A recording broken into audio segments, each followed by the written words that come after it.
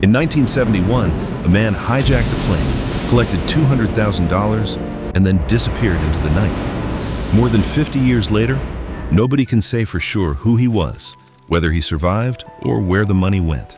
The world remembers him by a name that was not even his real name. It was D.B. Cooper, one of the most famous ghosts in American crime history. On November 24, 1971, the day before Thanksgiving, a middle-aged man walked into Portland International Airport and bought a one-way ticket on Northwest Orient Flight 305 to Seattle. He used the name Dan Cooper. He wore a dark suit, a white shirt, a black clip-on tie, and carried a briefcase. To everyone around him, he looked ordinary, calm, and forgettable. The flight took off in the late afternoon with 36 passengers and 6 crew members on board. Soon after takeoff, Cooper handed a note to flight attendant Florence Schaffner. At first, she thought it was a phone number and slipped it into her purse. Then he leaned toward her and quietly told her that she needed to read it. The note said he had a bomb. Schaffner sat beside him, and Cooper opened his briefcase just enough for her to see what looked like red cylinders, wires, and a battery. He was polite, controlled, and frighteningly clear. He demanded $200,000 in cash, 4 parachutes, and a fuel truck waiting in Seattle. He said that if his demands were met, nobody would be hurt. The pilots were informed, and the airline contacted federal authorities. As the plane circled in the air near Seattle, the ransom was gathered, the parachutes were found, and the FBI began what would become one of the strangest investigations in its history. After the plane landed in Seattle, Cooper allowed the passengers and some crew members to leave. In exchange, he received the money and the parachutes. The cash was carefully photographed first, and the serial numbers were recorded.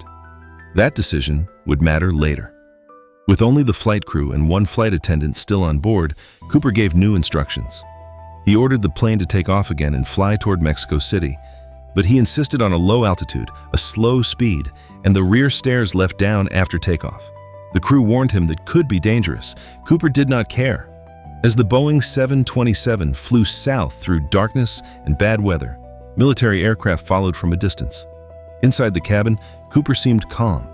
He tied the ransom bag to himself, put on a parachute, and waited. Sometime around 8 p.m., somewhere over the forests of the Pacific Northwest, a warning light showed that the rear stairs had been activated. The aircraft suddenly shifted. Cooper was gone. He had jumped into the stormy night with $200,000 strapped to his body, leaving behind only a few clues and one enormous question. The investigation was immediate and massive. The FBI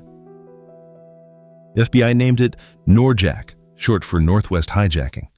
Agents searched huge areas of rough land in Washington state and beyond. They interviewed witnesses, examined flight paths, studied weather conditions, and chased hundreds of leads. The tie Cooper left behind became key evidence, along with 2 parachutes and a few cigarette butts, but over time, some evidence was lost forever. The cigarette butts, which might have carried his DNA, disappeared. The note he gave Schaffner was never recovered. That meant investigators had to build the case around fragments. Sketches of Cooper spread across the country. So did theories. Some believed he was a skilled paratrooper or military veteran because of his confidence in planning. Others argued the opposite. They said his choice of parachute and his jump into freezing rain at night suggested he was not an expert at all. The terrain below was harsh, filled with forest, rivers, and mountains. If he landed badly, he may have died within minutes. But if he had help, or if his plan was smarter than it looked, he might have escaped and vanished into a new life. Over the years, the FBI examined more than 1,000 serious suspects. Names came and went, including Richard McCoy, Kenneth Christensen, and Robert Rackstraw, but none was conclusively tied to the crime. Then, in 1980, a boy named Brian Ingram found a small bundle of decaying $20 bills on the bank of the Columbia River at Tina Bar. The serial numbers matched Cooper's ransom money. It was the first and only confirmed recovery of any of the cash. The find raised even more questions. How did the money get there, and why was only part of it ever found? In 2016, after decades of dead ends, the FBI suspended active investigation. The case remains officially unsolved. No body was ever found. No arrest was ever made. No confession has ever been proven true. D.B. Cooper stepped onto a plane as an ordinary passenger, and somewhere between Seattle and the dark woods below, he became a legend. More than 50 years later, the mystery still holds. Was D.B. Cooper a fearless mastermind who pulled off the perfect escape, or a desperate man who vanished because he never made it out alive?